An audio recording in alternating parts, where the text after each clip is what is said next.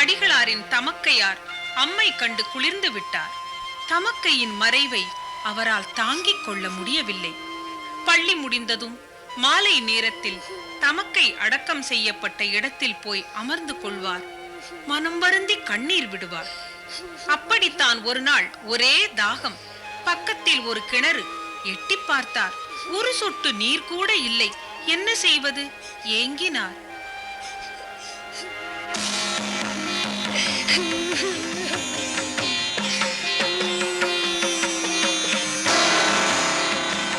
அன்றொரு நாள் சீர்காழியில் சம்பந்தர் அழுதார். அன்னை துடித்தோடி வந்தாள்.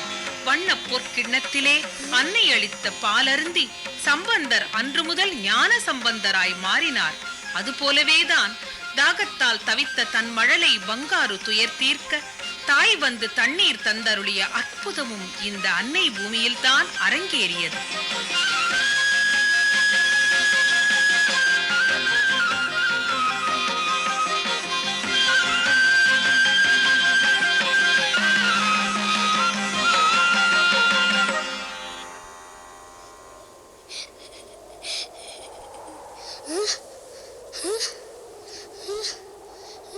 உலகுய்ய வந்த உத்தமர் அன்னையின் அருள் பெற்ற காரணத்தால் ஆனந்த பரவசம் அடைகிறார்.